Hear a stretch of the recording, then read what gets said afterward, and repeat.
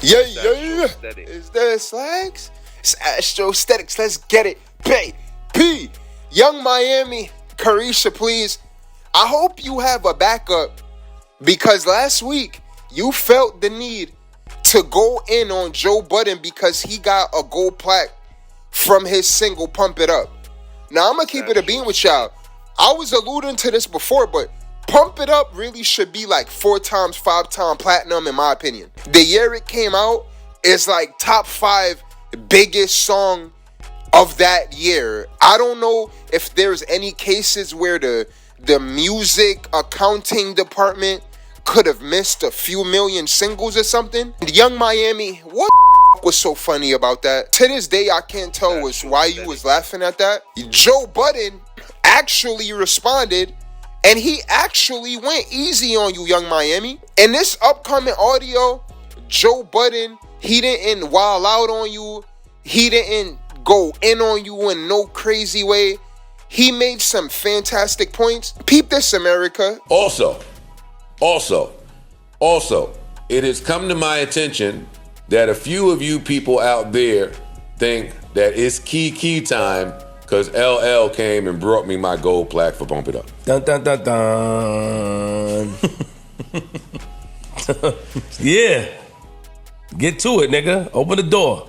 I'm a little slow. How slow? So I'm the last to know that there are a few of you out there that are laughing at that gesture. And I want to be clear, everybody can laugh. If you sit up here and you dish it, you have to be able to take it. Mm-hmm. I stand in that. I have said a bunch of shit about a bunch of people. My actions are not exonerated at all here. I am clear on why people fire at me, and I'm willing to stand there. But to the people that know me just a tad bit better, there's absolutely nothing you could say to make me think that LL Cool J bringing me my Pump It Up gold plaque to my fucking triple platinum or whatever, quadruple platinum podcast is an L. Hey, if Pump It Up sold 1 copy and LL walked in here and said, hey, here's your 1 copy you sold and I want to sit down on your platform and talk to you.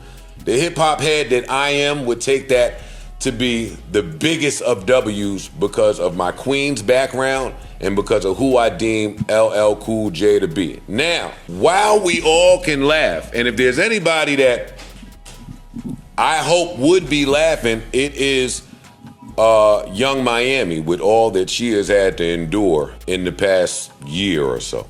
Mm-hmm. Mm-hmm.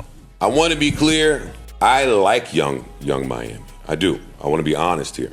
And I think that she is a pretty good content creator. What we do up here sometimes when things end as a ritual is to play Another One Bites the Dust. It's me.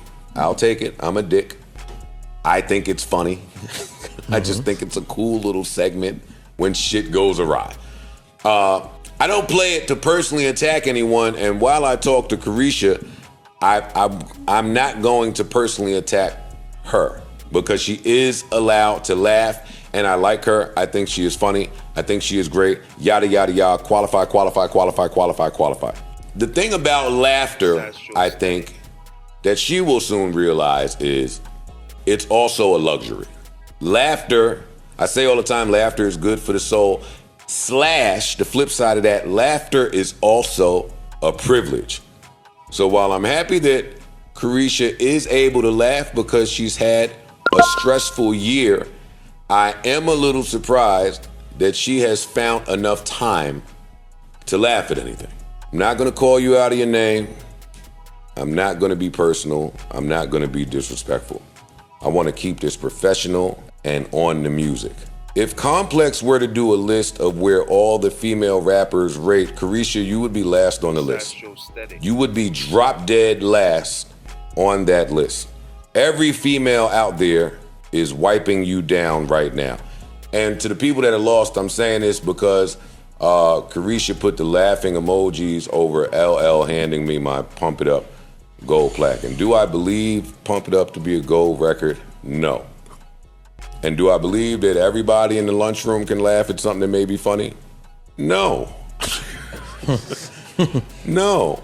Most of the lunchroom could get a good chuckle, but Caresha was the very last person I expected to do this.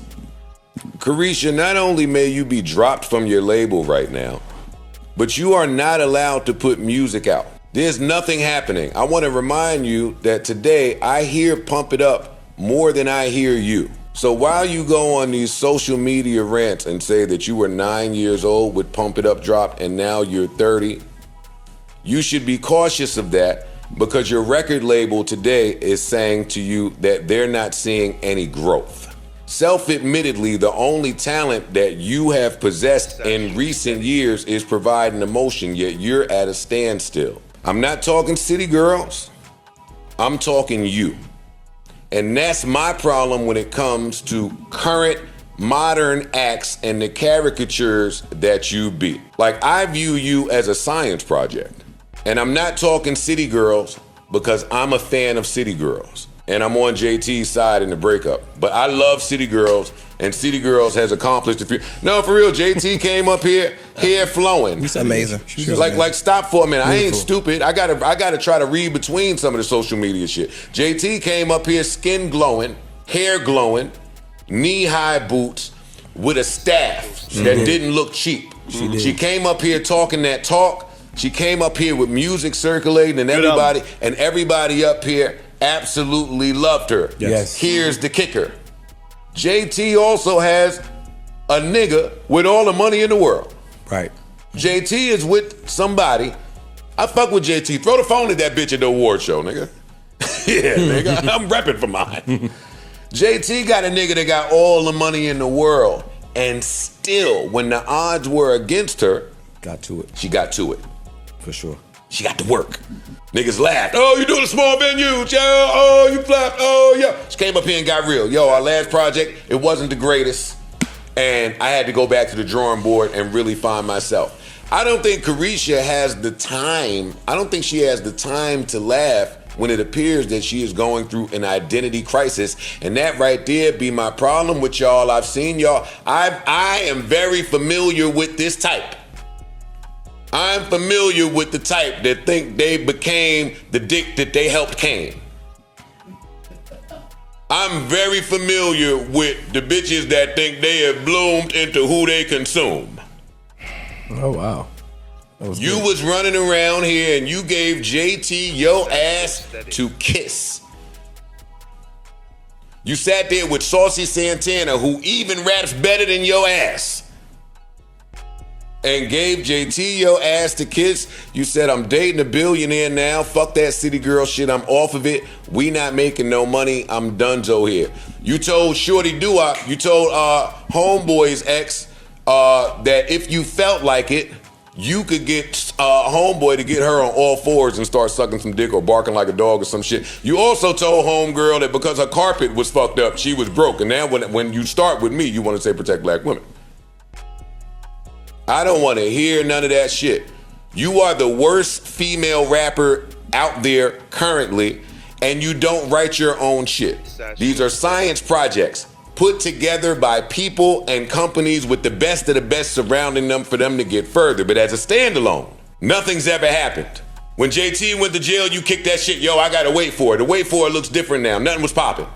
You were on arguably one of the greatest fucking labels to ever exist, next to who I would say is the second best group to ever come out of Atlanta, yet you still find yourself in this position. You was running around talking big shit. And I'm not mad. What I'm mad at is that you tucked whatever you was mad at. Like whatever I said that drove you the wrong way or hurt your feelings, you tucked it until you saw like an opportune time. And somehow me getting a plaque is the opportune time to get your shit off. I don't really understand it, but I also don't think that you are the lawnmower with a steering wheel. Right, so y'all heard Joe Budden right there. And what Joe Budden said was pretty solid. he mentioned hey, yo, Caresha, you know he went easy on you, right? That's what surprised me. He didn't really go in on you. He just made some great valid points like, what the fuck is going on with your music career, ma? JT is soaring. She's with Uzi. Uzi is one of the top 5 hottest, best rappers out right now, approaching his 10-year mark. Y'all know we see that as legendary status. Uzi is approaching that legendary status. Him and JT got their thing going on. Just like how you and Diddy had your thing going on, JT is on a upward incline. Every album JT drops gets more notoriety. It does better, more sales. People are taking her more serious in terms of her music. And even in her interviews, when she pulled up on the Joe Budden podcast, we don't know if they could have spoke off camera. Joe Budden really went easy on you, Young Miami. DJ Akademiks came out after this and said that you got dropped by your label and JT is still on the label. Just that alone within itself, Young Miami, why did you feel the need to laugh at Joe Budden going gold? What the fuck was so funny, shorty? And then after that, I hope you have a backup plan. I hope you have a Caresha, please tell me that you have a podcast coming up. I don't know if you got a song coming up. Joe Budden could have went in on you more. He didn't even really mention you saying you like getting piss pun. You get what I'm saying, shorty? Like, yo, Young Miami, you gave niggas a lot of material and a lot of content. Who told you to say that? You like niggas hitting you with you wildin'. Let us know what was so funny, alright? Everybody, make sure y'all like, share, comment, and subscribe. It's Astrostetics. Let's get it. P. Yeah.